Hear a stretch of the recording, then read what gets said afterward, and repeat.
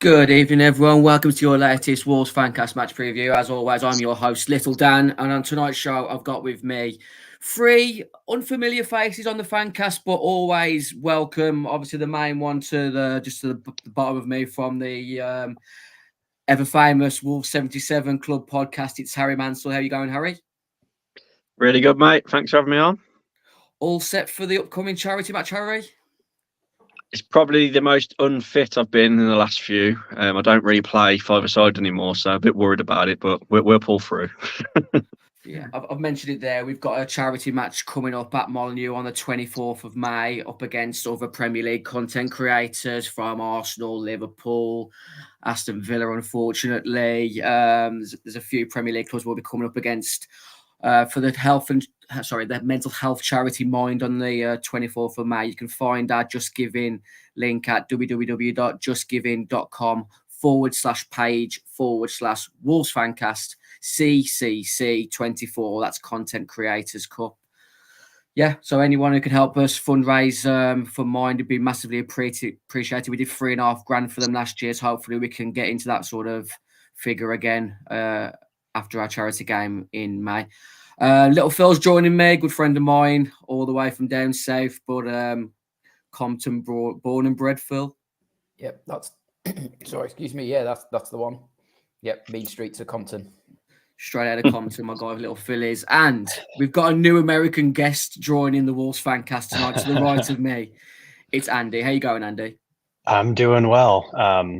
I didn't dress up for the podcast, just to be clear. I'm recording this on my lunch break at work here in Boston. You've come dressed for business, and that's what we're all about at the Fancast on the match preview show. Just tell everyone a little bit about yourself. How did you come to supporting our great football team? Where are you from in America? So I grew up in New England, in the northeast of the U.S., kind of all over. Came to Wolves like most American fans that I hear from pretty much arbitrarily. A couple of years ago, got bored of baseball, decided to try to get into, soccer, as we call it over here, football. And didn't want to pick one of the big teams, didn't want to pick one of the teams that looked like they were likely to get relegated that season. And the Wolves logo, crest, and kit kind of all spoke to me, and pretty much immediately, based on the club's like social media presence and the charity work that they do in the community and everything, fell in love with the club. And through you guys here on the Fancast, kind of felt like I became part of the community. That's great. Us legacy fans, Harry, we don't like hearing words like brand, but our Wolves logo draws in so many fans from across the planet, and it worked. I mean, it's working. 100%. Jeff Shea's he's got the master plan at his fingertips.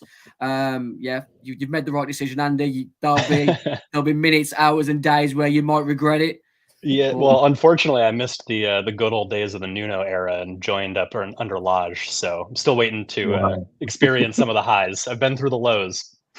What sort of your, obviously, sort of favourite Wolves players that you've taken upon since you've followed the club, and what sort of your favourite matches since that start of the Bruno Lage era under your supportership? Yeah, well, I mean, based on the timing, I missed out on some of the legends like Steve Bull and everything, but definitely Ruben Neves was a big part of drawing me into the club. Adama Traore, as frustrating as he was at times, was always a joy to watch.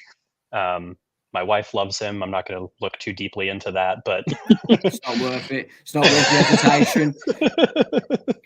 It's his love for the number 37. It must be. Must be, yeah. But definitely Neves would be number one, I would say. It's not a bad pick, is it? I mean, I'm sure there'll be many other Wolves fans who've got Ruben Neves top of their favourites list. We've got a few people who've already commented. I'm going to ask you this, Andy. The first person who's commented tonight is Mike Evans with, "What is the perfect full English breakfast, Andy?" I mean, I'm obviously the least qualified to answer that one on here. For American breakfasts, though, I'm usually a small heap of bacon, some scrambled eggs, and maybe some hash browns or home fries, pancake or two here or there. Sausages, toast. You're halfway there. I mean, you're pretty much English as far as I'm concerned. Yeah, I mean, it's not that different. We just less beans maybe on this side of the pond. At the beans, that's a necessity. Is beans part of your full English staple, Harry? Yeah, definitely. The only thing I don't really have is black pudding. It's the only one I can't get with. But everything else, I'm in. You look like That's a black pudding type of guy, Phil, but I've never really asked you that question before. What a question to ask as well. But yeah, I'd be definitely black pudding on the full English. Little Phil loves a bit of black pudding. I'm going to clip that and put that in our WhatsApp group later, Phil. Neil Lewis commenting, evening guys, fantastic news about Tommy Doyle. Yeah, it's the latest news that's come out of Molineux today is that Wolves have activated the loan deal to sign Tommy Doyle for Man City on a permanent deal. Low transfer value. Fee that was agreed when we signed up to the loan deal. No brainer, Harry. Yeah, definitely. I saw Gary O'Neill's comments about him saying his best ability is him on the ball, and I agree. I mean, that game recently against Arsenal, he stood out, and it's a bargain, isn't it? It's a no-brainer, and he's done well to get himself into the team in certain spells in the season, hasn't he? And when like Gomez was suspended around January, I thought he had a really good run in the team, and he's such a talent, and I think he'll only get better. And I love him as well. He's like a bit of a fan favourite, isn't he? Like really good player, and I'm delighted. 4 years, isn't it? 2028, so it'll be a long time. I think the only sort of sour point was the 50% sell-on clause that's in the fee, but the amount that we've paid for him, it was probably a bit of financial wrangling, wasn't it, with the Mateus Nunes going the other way at the time. But like I said, no-brainer for me. Matt Hobbs commented saying, "We've never seen Tommy as a player on loan, and he hasn't acted like one. If you look at the type of players we like to sign as a football club, they generally haven't reached their ceiling yet and have loads more to come. Tommy is a fraction of the player he will become. The more he gets used to the league and the greater his understanding gets. I'm really excited for now, but also his future at Wolves." No-brainer for you as well, Phil? Yeah, definitely. Yeah, his best football should be ahead of him. Fits really well. Seems like he fits really well at the club. And like highlighted, he's a type of midfielder we don't have or didn't have. So yeah, bring something different to the midfield and to the team. So yeah, definitely no brainer. I think I read somewhere the buyback clause or the sell-on clause. It's only valid for a few years or something, isn't it? I think maybe. I don't know if it's for the full length of whenever we've signed it. There's a lot of wranglings, isn't there? There's a lot of like probably small print, isn't there? Yeah. We've still got the sort of the situation with Ryan Aït-Nouri, haven't we? Whether there's a sell-on clause, whether we've paid that sell-on clause out already. Do you know anything about that, Harry? No, but just I think what Phil was on about is Man City have got, is it 2 summer windows for the option to buy him back? And if they do buy him back, the 50% obviously is wiped. So if all of a sudden he was unreal for us and they were like, oh my God, we want him back, they give us, I don't know, 40 million, just pulling a number out of the air. Yeah, they get first dibs on him. So that's interesting. They've kept that in there because they might regret it. You never know. There might be in the Championship League One. They might have to try and buy him back when those charges come against them. Who knows what's happening with that? I was on a Manchester City podcast earlier on today, obviously talking about the game tomorrow, and the Man City channel was 93-20, which was based on the Sergio Aguero winning goal. But in my mind, it was 93 guilty charges, 20 not guilty. I never managed to crowbar that into the interview at some point. A bit disappointed on that. Let's talk about the team news that came out from Gary O'Neill's press conference today. Gary O'Neill has put out the nugget today that Pedro Neto, Jean-Ric de Bellegarde and Santiago Breno are all available for tomorrow's game away at Man City. I've had my own opinions of Gary O'Neill's press conferences and how honest he can be in them. Pedro Neto, if he's available tomorrow, Harry, he's come out of nowhere, and how big a positive he's having Pedro Neto back in our squad. Oh, it's massive, and we don't really get to see Hwang, Cunha and Neto play together, do I? think it's only happened once back in October. So that would be amazing, and it'd be nice to have something going forward, wouldn't it? But I can't see him starting. I'll be surprised if he does make the squad, to be honest. Like, he's just come back, hasn't he? If he does make the bench, then fair enough. We'll probably see him for 10, 15 minutes at the end. But it's good that we've got Hwang and Cunha, though. But how good would it be to see those three up there just for the last few games, have them all together? Because we've missed it so much, haven't we, in this run of them all being injured. And he won't be 100%, as we know. He's took Wang a bit to get back into it, hasn't it? And Cunha as well, to be fair, since they've returned from injury. So, but yeah, Neto, class, isn't he? It'd be amazing if he started, but we'll see. Danny P in the comment section. It ain't happening, but can you imagine if Neto played and hands Arsenal the league, price immediately goes up to £120 million. It's theoretical. It could easily happen. He's massive. A little sort of light bulb went off in my head a moment ago when you mentioned that front three, Harry, and the fact that, do you know, when Sacco, Phobie and Dicko were literally at their like peak, it feels similar to that even though we're not probably great defensively, if those front three are on fire, they'll cause a lot of defences trouble, including this Manchester City defence tomorrow. Andy, I want to bring up the West Brom Wolves game in the FA Cup. I'm not sure if you managed to get up in time because it was a really early kick-off for this, but Pedro Neto put his head that day. How much do you enjoy watching him in a Wolves shirt? Oh, he's the type of player that you don't expect to see at a club where Wolves are in the table. I mean, he's a top of the table type of player, and to have him at a little old club like ours for the time being it's such a joy to be able to watch him in a Wolves shirt. Massive. He's one of my favourite players. If what Andy sort of touched on there, if he hadn't have had his injury problems, he wouldn't be here now, would he? That first season, I think it might have been his second season when the end of the pandemic started to kick off, and he scored that wonder goal away at Southampton. His goals towards the end of that season pretty much kept us up, didn't they? He's huge for us. He may go in the summer, but I'm just imploring the club. They've got to get as much money as they can. I've said it on numerous episodes, and people look at me funny, but Jadon Sancho, Anthony, Mudryk all cost north of £80 million. And Pedro Neto might be injured for 25% of the season. He's still doing more numbers than them three. Got to get good money for Pedro Neto if you're going to leave him, because he's that key to us. We've got to build our team around Matheus Cunha, João Gomez, and Ryan Aït-Nouri. It wouldn't surprise me if 2 out of those 3 go in the summer. But if Fosun have any ambitions to progress us again, that they've got to build that team. They've got to give Gary O'Neill and Matt Hobbs the tools to do a good job. The disappointing thing that came out from today's press conference is that Pep Guardiola revealed that Manchester City are full strength. There's 0 injuries, 0 fatigue. They've got no Champions League to contend with. They haven't had a midweek game. It's going to be tough tomorrow, but no team has done the double over Manchester City this season.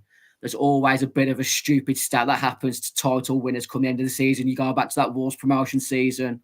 We didn't get a win over Sunderland. We drew and we lost to bottom of the league, Sunderland, who were atrocious.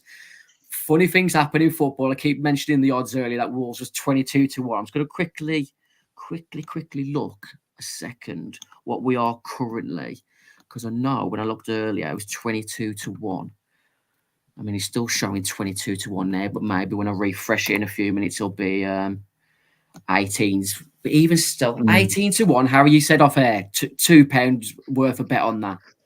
Do you know what's mad? That was the exact odds I got when we beat them 2-0 away when Traore got the double.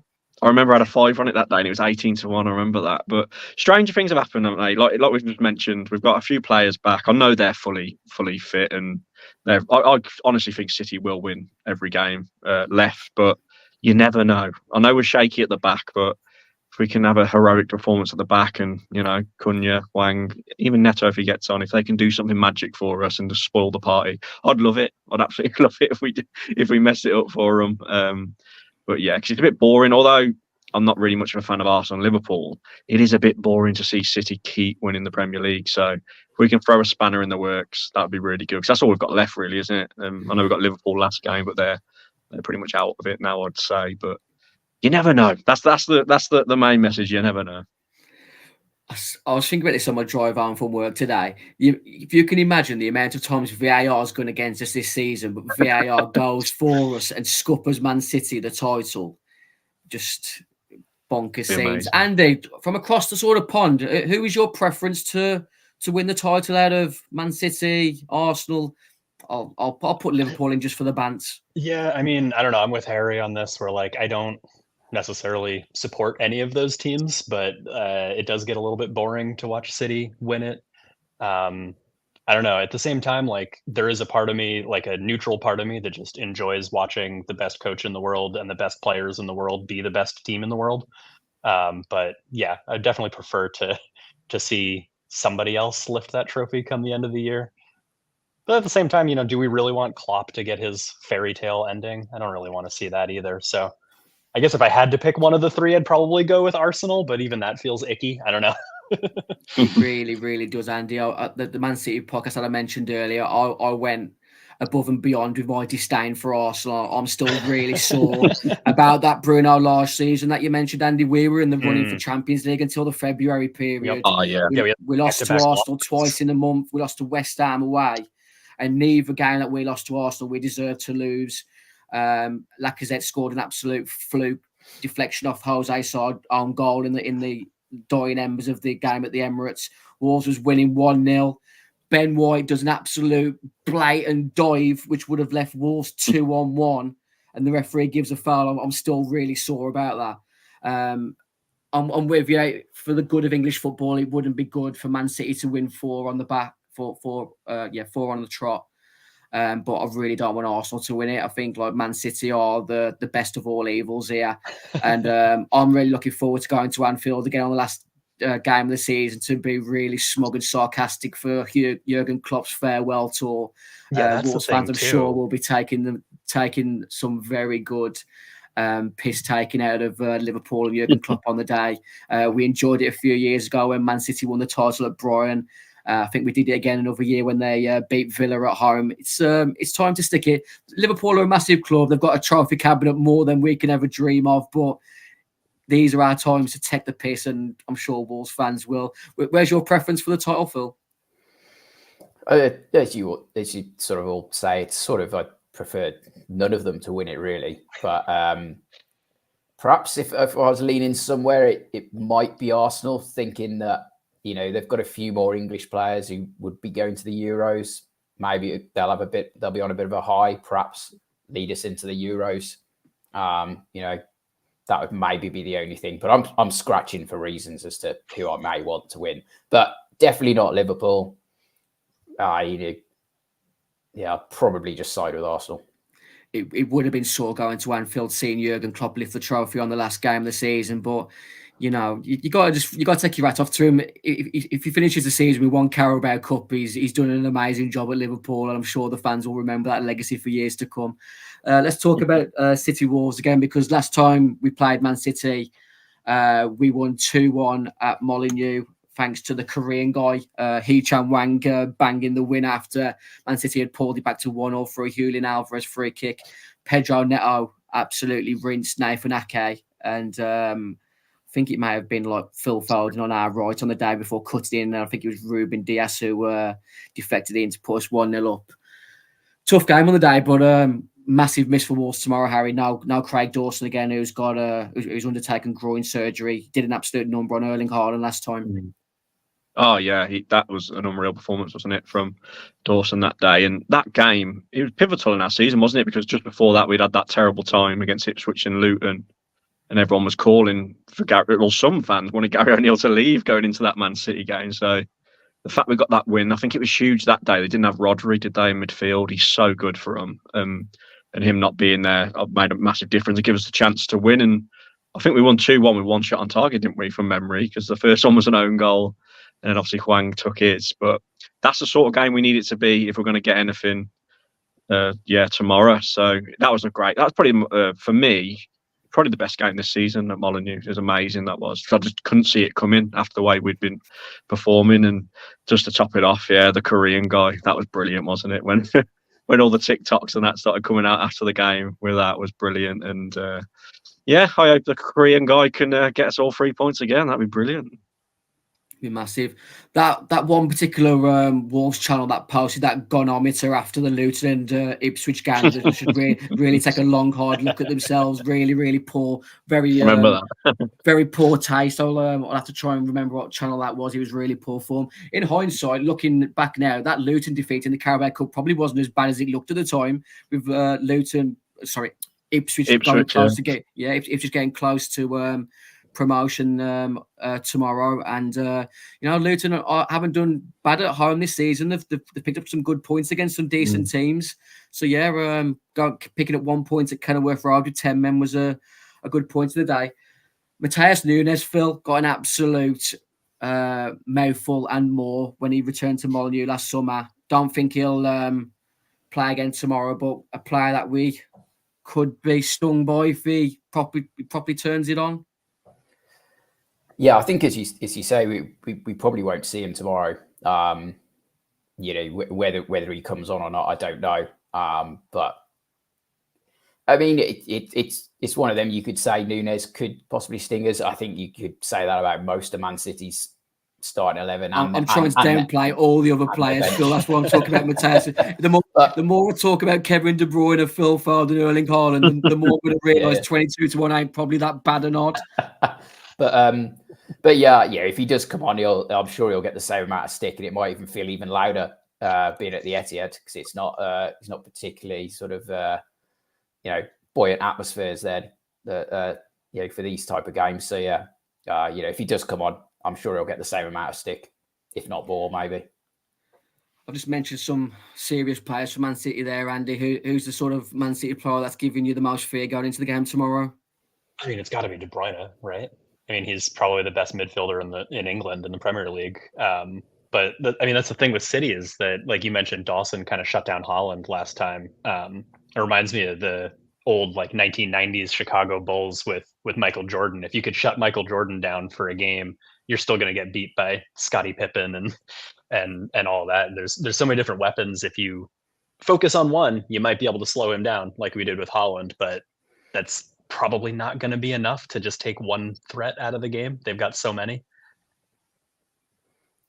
He is a big miss, Dawson. David Hopper. Yeah, he'll be huge. I think that the whole defensive unit is so much more assured when he's in that back line. David Hopper's commented, gone up to 25-1 on Sky Bet. If you want to put money on Wolves to win tomorrow, that's your money. I never bet on Wolves to win. I don't like mentally. I feel like I'm jinxing Wolves when I bet on them. Even to draw or win in a game like this, it's going to be tough tomorrow. Let's have a look at the other weekend's fixtures. We've got Luton Everton, which I believe has already kicked off. That's on Sky Sports right now. Arsenal versus Bournemouth is the 12:30 kickoff tomorrow on TNT. The 3 o'clocks are Brentford at home to Fulham, Burnley at home to Newcastle. Big one at the bottom, Sheffield United at home to Nottingham Forest. And as I mentioned, Manchester City versus Wolves at 5:30. Looking at those Saturday fixtures, Harry, who's your banker for a win on Saturday? I'll go with... I want to say City, but let's not do that because we're on a Wolves podcast. No, I'll go with... I think Newcastle will beat Burnley. I'll go with that one. I think that's a banker.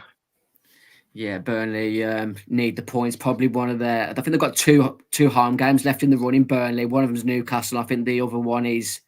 They got Nottingham Forest last game of the season. I think they've got Forest at home. So these 2 home games for Burnley are massive. They're only 2 points behind Forest.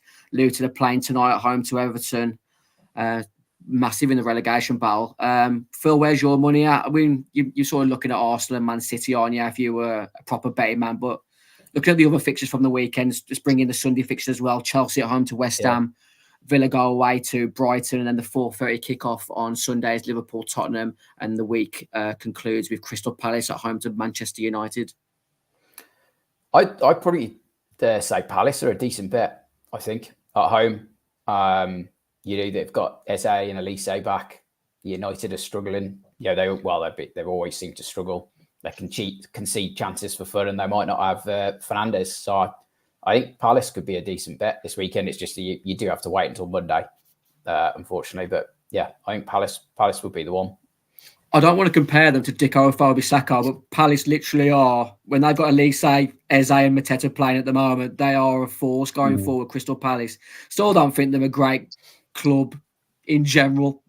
And I've told the Crystal Palace fan on another YouTube channel I'm on, Crystal Palace are the oldest football club in history. I only found out this the other day because I thought it was Notts County. Crystal Palace are the oldest football club in history, and all they've got to show for themselves is one Zenith Data trophy.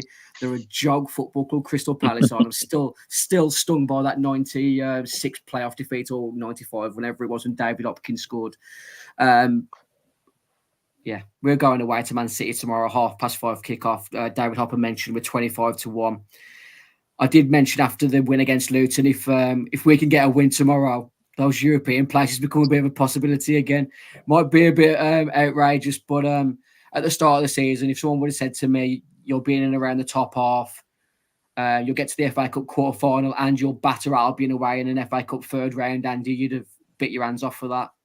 Oh, absolutely. I think I had Wolves 15th or 16th in my preseason predictions. So to never even be thinking about a relegation battle is a huge win. Definitely. Same with you, Phil. Happy with the likely outcome of mid-table finish, quarter-final FA Cup? Yeah, I think more than happy. And I think, I think we can see that, when the players have been available, we've certainly been far more attacking, which was one of the things that we've just missed for a good few years now, creating more chances. Sort of that's sort of maybe dipped a little over the last month or so with the injuries and the sort of squad depth, but certainly more than happy if we could get 10th officially, top half the table, then great. But if we finish 11th, I think that's still a very, very satisfactory season. Any sour taste on the season for you, Harry, with the lack of recruitment in January? Yeah, ironically, I did actually predict us to finish 11th where we're sat now.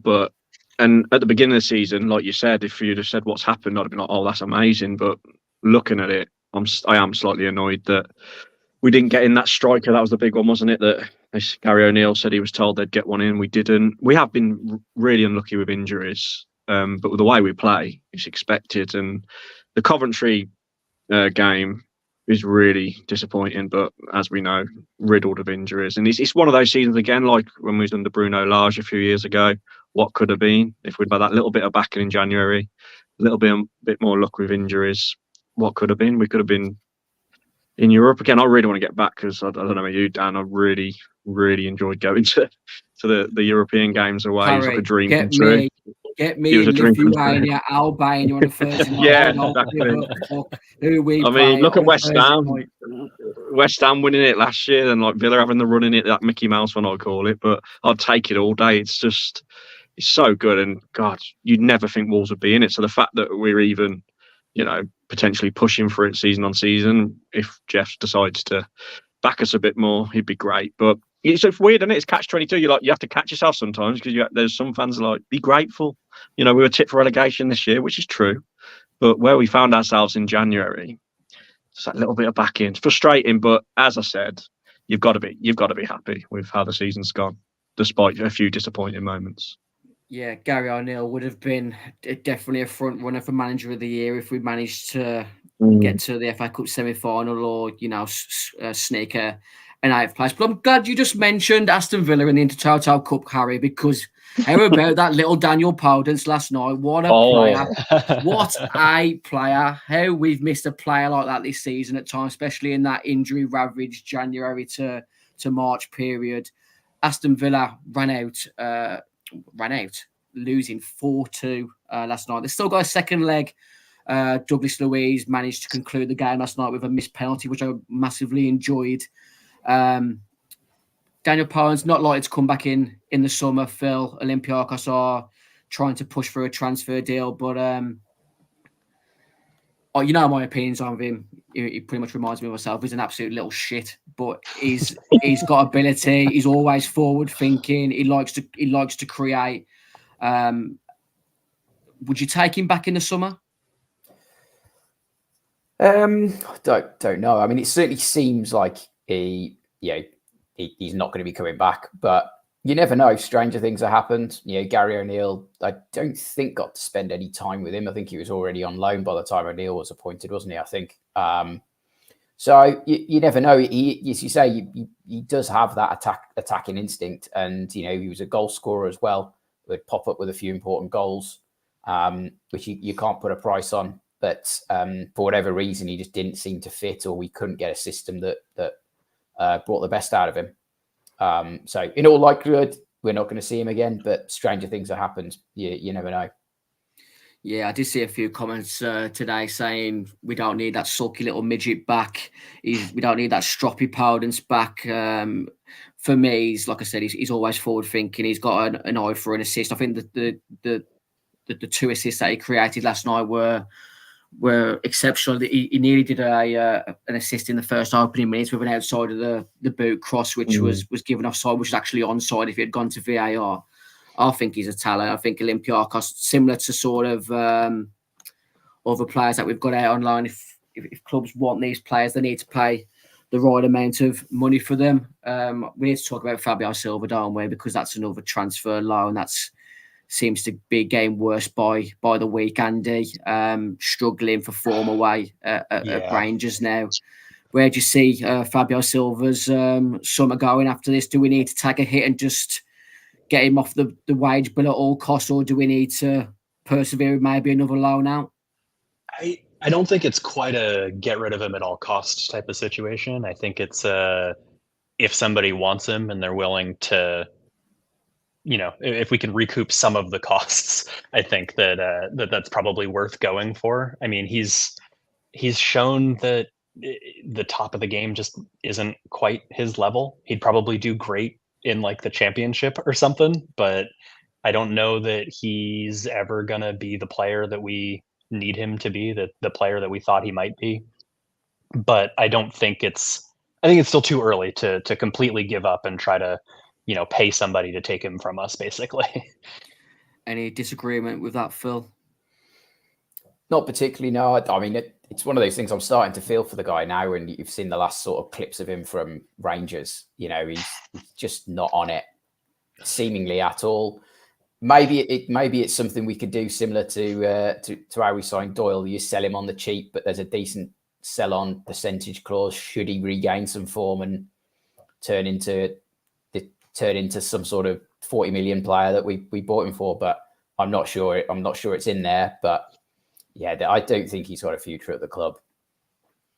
It's like, I agree with you to a little degree. I do feel sorry for him because massive transfer fee and a lot of weight on his shoulders. But I feel like he's eating the pudding that he's deserved now. If he would have went to Celtic on loan, he would have had none of these problems because they would have made him the player that he's supposed to be.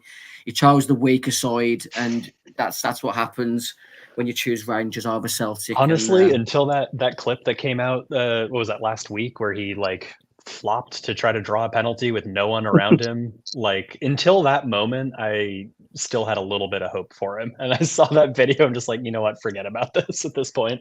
There's just no logic, was there? What he was, a number 9 centre forward, shouldn't even be having nightmares of not putting that ball in the net, never mind diving to win a penalty when you're just outside the 6-yard box. Massively frustrating. Probably the thing I'm going to hold against Jeff Shee the most in his tenureship as chairman, because that was the sort of the transfer that he hung his hat on, really, and probably the straw that brought the camel's back with a lot of trust with some fans, because obviously Jorge Mendes made and broke this club to a degree in regards to transfers. Neves, Bolly and Jota never played for Wolves in the Championship without Jorge Mendes, but giving Jorge Mendes the keys to the palace to bring in these sort of players for the transfer fees that we paid for him, it's massively gone wrong. And Scott Sellers took a bullet for Jeff Shee in my eyes, but that's for another time and place. Let's go back to the City Wolves game, because we've got predicted lineups from the 93-20 Man City channel and ourselves. Their channel have predicted Edison in goal, Kyle Walker, Akanji, Nathan Ake, and Gvardiol at the back. A midfield 5 of Rodri, Bernardo Silva, Phil Foden, Kevin De Bruyne, Jack Grealish, and the Norwegian meat shield, Erling Haaland, leading the line for City. Any sort of players there that you think we can try and exploit? For me, you look straight to the fullbacks, don't you? And you've got players like Pedro, Neto, and Cunha, but probably 2 of the most informed fullbacks in the world, Harry. Exactly, yeah. Just looking at that. And just looking at Grealish there, he's going to score, isn't he? He's going to score. You know what he's like. He's just... mission impossible, isn't it? I mean, there's a reason why we're 25-1. And I'm looking at our team, Pablo Sarabia. I don't know what you guys think of him, but he's frustrated the life out of me recently. I know everyone goes, yeah, but think of Spurs, think of that goal. And ironically, I did actually vote for that for goal of the season. But he is not for me, Sarabia. Great on the ball, great technically, but he's weak, he's slow, and he ain't got that much fight for me. So hopefully Neto's fit and he starts instead of Sarabia. But yeah, I can't see Sarabia doing much against that back four, but hopefully he surprises me because he has had his moments, as mentioned. But as you say, their fullbacks, just looking at every single one of their players, is just incredible. And there's a reason why. That's why they're going to win the league. Quickly, Harry, I want to thank you for following me on Twitter, because if you'd followed me before, you'd have also realised that I think Pablo Sarabia's wank also. Yeah. I think we're not the only ones, let's be honest. Like you said, tidy footballer, really good on the ball, but for me, he's NFL special teams. He's a set piece merchant. That's all he is for me. I saw Daniel Podence get stuck in more times last night than Pablo Sarabia's done all season. That's what I was just going to say. He's Podence without the balls, is what he is. It's right. And, for the top earner at Wolves, I need more from him, Harry, like you've said. It's all right, being a Spanish international, but... When he come on against Luton, he just completely wrecked our momentum. When he come on against Luton, I thought we were going to go on and get 3 or 4. He comes on as sub, and it's just... we're so much better with just Hwang and Cunha, aren't we? But you have Sarabia up there with just Hwang, or Sarabia up there with just Cunha. I don't know. He slows us down. We like to play on the counter, don't we? And we're going to be doing a lot of counter attacking against Man City. Our only chance is really going to come from that is, hitting them quick. And he's just not the player you want on the pitch when we're trying to hit him with pace on the break, like we did away at Spurs, like we did away at Chelsea. That's the sort of performance we need to put in. And having him in there, in my opinion, it just doesn't suit us with him in the team. Still with the comment, give me Pablo over Pod all day. Still with that, you need to stop drinking with Stu. That guy will get you into trouble with that's what happens. You end up with a mindset like that because Pablo Sarabia is just a set piece merchant. It just shows how slow the Portuguese league is, because he was looking like an absolute world beater for Sporting before we signed him. But these players that come to England, and the intensity and the physicality is too much for these fancy damn players. Daniel Podence is similar. He'll go through games where he gets out muscled, but he's a little shit. He's like he's a Yorkshire Terrier, isn't he? He won't stop yapping at your ankles. He'll win your fouls a lot of the time. He might go down petulantly and dive about, but you lot, and I'm talking about everyone who's watching it tonight, you lot will not be able to relate when you're a 5-foot guy and you're being whacked by a guy in the face who's 2-3 stones heavier. It hurts. He scored us some big goals under Lopetegui, didn't he, Podence, when you think back in the survival run. Away at Forest, I'm trying to think of a few others, but he scored some big goals. Everton away on his first game, Lopetegui, around Christmas time. I liked Podence. He frustrated the life out of me, don't get me wrong. I don't love him as much as you do, Dan, but yeah, I'd love to see him back, actually, especially after watching that game against Villa. But yeah, I get what you mean. I would personally take Podence over Sarabia. I would. He scored a big goal at Villa away last season. Daniel Podence scored some big goals at home to Leicester.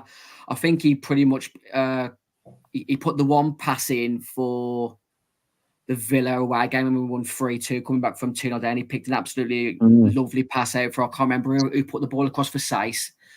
But yeah, he's a player that I would have in our squad. Whether we can convince him to come back is another story, because he does polarise the fan base, doesn't he? He is Marmite to a lot of Wolves fans. He's adored in Greece. I think he's just had a child over there. So, like I said, I don't think he'll come back in the summer, but we've got to get good money for him because he is a talented player. Yeah. His attitude a bit, I think. Like, well, he was on Instagram and that. He was a bit like outspoken, wasn't he? And I don't think fans like that. He found out with Lopetegui as well, didn't he? I think towards the end, but I think Phil said, I can't remember. Does he? I remember when Gary O'Neill come in. I thought he might give him a chance. I can't remember if he actually gone or Gary O'Neill. He was still there when Gary O'Neill come in. But I actually I predicted Podence to be our dark horse for the season, and literally the day later he left. He left on loan, so that was a bad pick. It would have been massively interesting what Gary O'Neill could have got out of him in this front three, based on how sort of void of attacking sense we had been under sort of Nuno, Lage and Lopetegui. We were very pragmatic, weren't we, under Lopetegui, whereas Gary, he's got Ryan Aït-Nouri playing this massive hybrid inverted fullback role, which he builds up play from deep. Matheus Cunha is able to create stuff out of nothing on his own, and Hwang, as frustrating as he is, he's always willing to make runs, whether they come off a different story, and Poland is that sort of player for me that can pick out those passes. Still with us, commented, spitting little cheat. That was found not guilty. Daniel Podence is he's just a troubled little man, and I'll stick by him until the end of my Fancast days. Looking at that Wolf side on the right, Phil, I've gone for the usual sort of 5-2-3, 3-4-3, however you want to look at it. Gary O'Neill did say Santiago Bueno would be available. Does he come in for you instead of Doherty tomorrow? Yeah, probably. I think. Any other changes you'd make to that lineup there on the right? I was just wondering whether we might maybe have five in the middle. Perhaps whether Traore comes in instead of Sarabia. I know, Gary O'Neill specifically said that he likes Traore for certain games, but yeah, that would perhaps be one of my a little bit of thinking, or probably a bit more left field would be you bring. If Bueno's fit, I can't remember, left back, and you push Aït-Nouri further forward, essentially you're moving Sarabia out the side because you've got to counter attack and you're going to need pace in that front three, and that's where when we've perhaps done well against sort of the bigger teams, should we say, the top teams, we've had Neto because he's such an outlet, and it's the one thing that scares those defenses is pace. So yeah. But maybe it's five in the mid, just Hwang and Cunha up top. I'm not sure. That might be another sort of situation where we need to stink out the game as long as possible. Then if you have got sort of Pedro, Neto and possibly Jean-Ric Bellegarde coming off the bench, 70 minutes onwards, if we manage to keep it 0-0 for that time period, and then Man City have got to win, and Pep will be looking to try and get their goal difference closer to Arsenal's tomorrow, because they've got two tough away games coming up, followed by the last home game of the season against West Ham. So I think Pep will be fully going for it tomorrow, and it's going to be difficult. Looking at that team there on the right, Andy, Little Phil's suggested Boubakar Traore in for Pablo Sarabia. Any other suggestions from you? No, I mean, I think you probably got it spot on. We don't have a whole lot of options right now with all the injuries and everything. Obviously, if Neto is fit, I would like to see him over Sarabia for the reasons everyone has said. He's got that pace. Man City's back line, it's a lot of center backs. We might be able to get by them out wide with pace. But other than that, that's the only change that I might make, and that obviously depends on fitness. We're all Sean Derry's Barmy Army tomorrow, aren't we? With Gary O'Neill being suspended from the touchline. It's going to be a tough game tomorrow. I mean, you look at that side there for City. I think Rodgers, one of the most underrated footballers in the world. For me, I think he was, if it wasn't for Erling Haaland having a ridiculous goal-scoring season last season, he would have been my Ballon d'Or winner for me. But Rodri, he's won City, dragged them to victories in so many games, scored the winner against Inter Milan in the Champions League final. Phil Foden's been given the PFA Player of the Year this week. Another talent. I think Pep Guardiola came out yesterday saying Phil Foden is the one player that Manchester City will never sell, even for £500 million. He is the future of Manchester City. A starter for you for England in the upcoming tournament, Harry, Phil Foden? Oh, yeah. He's got to, hasn't he? But with Southgate scares me a bit. He's the sort of person he wouldn't. But yeah, he's one of our best players, isn't he? Him, Bellingham. I mean, obviously Kane up front. But Foden is just unbelievable. Got to be. It'd be absolutely insane if he is not on that starting lineup in the first game of the Euros. Yeah, you talk about Gareth Southgate and the doubts that he brings to the nation with his tactical nous. Didn't even mention Cole Palmer there, and it's still not even a guarantee that he's going to get in the squad with the numbers that he's done this season. 20 goals, isn't it? Yeah. We've I think they've just upped the squad limit, haven't they? So I think Palmer will get in. I think they've gone from 23 to 26 or 26, something. Yeah, I saw that earlier today. So there'll probably be a few players he'll take, but whether he actually uses them, who knows? We've done thing previously on Fancast preview shows where we do a Sky Bet builder. So I'm going to come to each of one of the guys and ask them to pick a player to have a shot on target, pick a player to get booked, or we'll let you decide. You can you can have whatever you like, and then we'll see what odds we can get at the end. You can see on the screen there, Wolves are currently 25-1 to win the game. Manchester City 1-14 with the draw at 10-1. Erling Haaland to score in the 90 minutes 1-2. It's Sky Bet heavily going against us. It's going to be interesting. Harry, I'll come to you first. Player to have a shot on target or to be booked. I'm going to go with a Wolves player, obviously. So the odds might be a bit high. I'm going to go with a realistic one. I'll go with Cunha to have a shot on target. So I'll run through the odds. You can have Hee-Chan Wang and Matheus Cunha at 9-2 to have a shot on target. This can't be right. This can't be right. Oh, sorry. This is scoring 90 minutes. I thought Pablo Sarabia was 10-1 to have a shot on target there. I was like, right, we're lumping on this. I don't care how much we've slated in the last 5 minutes. We're lumping on Pablo Sarabia. Away player to have a shot on target. Matheus Cunha, 8-11. Who did you say, Harry? Sorry. Yeah, Cunha, shot on target. Do you want me to pick a booking as well? Go on. Just the one. Yeah, just have a player to be booked either side. I'll go with us again. I'm going to go with it's probably a bit of a risky one. So I can't remember him being booked much. I'm going to go with Toti Gomez. Toti Gomez to be booked is 7-2. Andy, shot on target and a yellow card. I'll start with the yellow card. I've been thinking Nelson Semedo the whole time for the booking. I think with Grealish running at him, there's a good chance he'll have to stop a counterattack at some point. Thankfully, he's past the yellow card suspension threshold now. You can get Nelson Semedo to be booked at 4-1, which I think is very good value. A player to have a shot on target for either side. Shot on target. Let's go with a Man City player, and I'm actually going to go with Rodri here.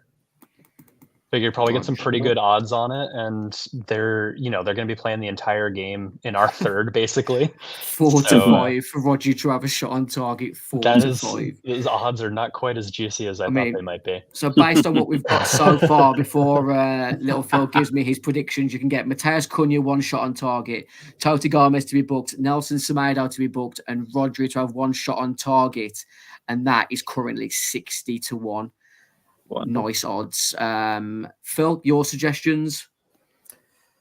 I'll probably do cards first. I was thinking probably Gomez for us, but I was wondering maybe Sarr booking for bit of time wasting.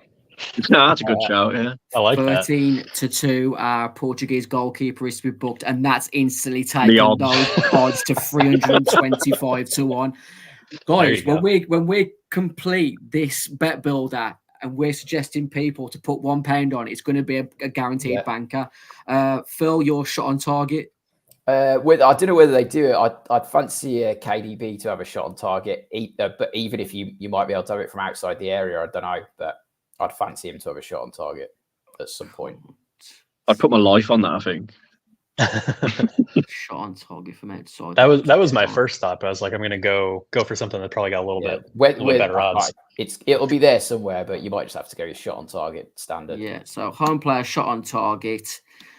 Kevin De Bruyne is odds of. It's lower than 4. 4-9, 9-4-9. So that's taking it to 475-1. I'm going to put Wolves into win now. What would that come to? That comes to 1,000-1. I'm not going. That's limited as well. That'd be limited. That I've said I never bet on Wolves to win or draw in a game like this. Let's see what we can sort of get. I'm going to go with over. Get over. God, look at that. Over 1.5 goals is just 1-20. It's ridiculous, is it? Let's keep it simple. Let's go with an away player, Wolves player to commit 1 foul Any defender's going to be low odds, aren't they, I think. I'm going to go with Wang, just to commit one foul in maybe a transition. I was 2 to 9. I was thinking Huang. And then a Wolves player to have a shot on target. Let's go with. I mean, I've slated him for. Have we already had Pablo Sarabia? No. I'll go with Pablo Sarabia, one shot on target, and now that takes us to 1,000 to 1. If that's not worth a pound of your money, guys, I don't know what is. Let's run it through quickly again. Mateus Cunha, one shot on target. Toti Gomez to be booked. Nelson Semedo to be booked. Rodri, one shot on target. Jose Sarr to be booked. Kevin De Bruyne, one shot on target. Hee-Chan Wang, one foul. And Pablo Sarabia, one shot on target. 1,000 to 1. Guys, it's worth a pound. It's worth a pound. And if you win on that bet, we implore you to send some of that winnings to our Just Giving page, www.justgiving.com/page/Wolves Fancast CCC24 for our upcoming charity football match on behalf of mental health charity Mind. Come to the bit I dislike the most, score prediction round. It's going to be a tough one. Don't enjoy doing this one bit. Probably we'll try and be optimistic, but I won't begrudge you if you're not. Andy, your score prediction, Man City versus Wolves. About as optimistic as I can be realistically is a close Wolves loss. I'm going to say 3-1 to City, but it's 2-1 for a while, and we kind of chase the game, and City gets that third goal late to put it out of reach. Say 83rd minute, City scores the third goal to put it out of reach. Yeah, I just want us to be competitive tomorrow. Man City have got the ability to absolutely slap us live on telly, but let's just try and be competitive. Phil, your score prediction? Yeah, let's be optimistic, Shiri. Perhaps not a standard for Wolves fans, but maybe go with 2-2. Perhaps we can get I think we can get to their back line. I know Rodri's there, but maybe we can get at them. Harry, your predictions? I think it would be similar to the Arsenal game. I think we're putting a really good performance, but I think they'd get us in the end and beat us 2-0.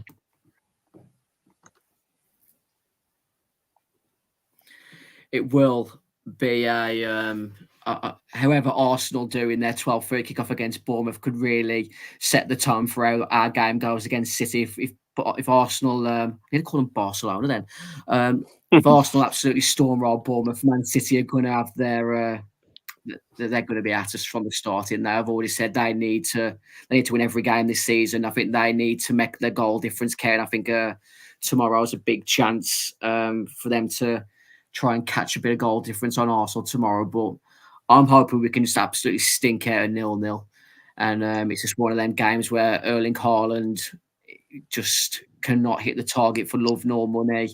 Max Kilman has the greatest appearance in a Wolves shirt that he ever has tomorrow, and Gareth Southgate sees that he makes the England squad, and who knows, he can be in that Euro 2022. Euro 2022 is nearly 2025. Euro 2024 flipping line up for England in the summer. He's been hard done by not to get at least one England appearance. We've seen some of the players that have made it, Tyrone Mings, for instance. So, yeah, it's going to be a tough game. Thanks to everyone who's joined us on the Wolves Fancast match preview tonight in association with Auddy, Shoot Music, Sports Shop Kingswinford, and the Bostin Coffee Company. Me and Harry will be in a charity game again at the end of the month, like I've already mentioned. Check our socials at Wolves Fancast for that. One of the last questions that we had on our review show last week was, obviously, Toti Gomez scored a decent diving header against Luton last weekend. What's some of your favourite headed Wolves goals, Harry? The one that springs to my mind straight away, I think we lost the game, but it was Jimenez's against Liverpool. The Traore cross in front of the South Bank header, that was brilliant in recent memory. Another one that sticks out, I think it was Steve Ball. Was it his last ever goal, the diving header in front of the North Bank? Posting in. I don't know if it's his last ever or 3-0, is one of his last ones. But yeah, they're the two that spring to mind. Yeah, past former West Bromwich Albion keeper Dean Kiley, if I remember correctly. Remember that. The Steve Bull header from outside the box is still one of my favourite goals in history, never mind a Wolves-headed goal. Yeah. Our player could score a header from outside the box on the bounce is just neck muscles, ridiculous. Little Fellaini headed goal stand out for you? Yeah, I'm just going to mention that one. I'd probably say Ella Kobe v United. I think it was that one in the corner.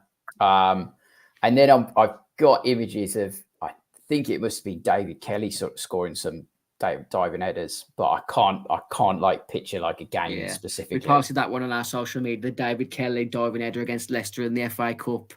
That's what spurred me after seeing Totti Gomez. His diving header was the David Kelly one. The Dean Richards header against Albion at home. The Ewan Roberts header at Albion at home. There's some really good. Any headed goals stand out for you, Andy, in your brief tenure as a Wolves fan? Yeah, I don't have a super great like encyclopedic memory of individual goals. I don't remember if it was headed, but one of the goals I've celebrated the most was Connor Cody's equalizer against Chelsea a couple of years ago. Did he hit that with his head? I don't remember. And that was a player I was going to bring up a few moments ago. A player that I'm excited to see in the summer return to Wolves, Chiquinho. A player that's got a hell of a lot of pace, always forward thinking. Be interested to see what he can do under Gary O'Neill in the summer. Has done well on loan in Portugal this season. So be interested to see where we would go with that. Danny P in the comment section has picked the header we've all forgot about, guys. It was Daniel Podence' header against Crystal Palace in the pandemic season, an absolute bullet header.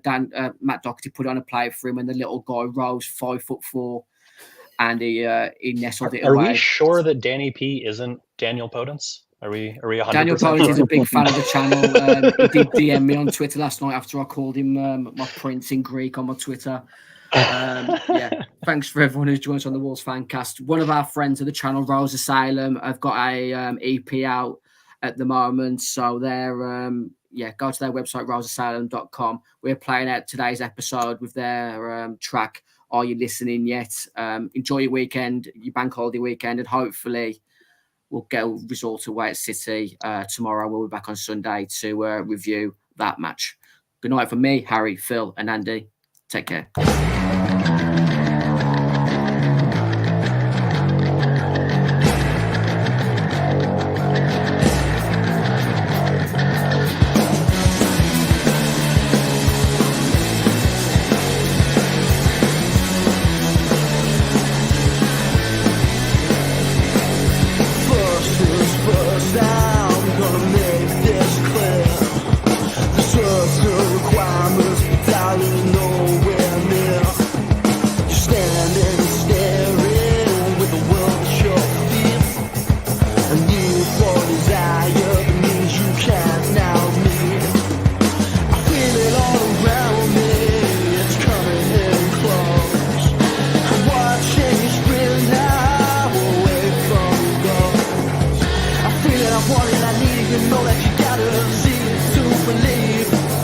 They're coming, they're coming, they're coming, they're coming.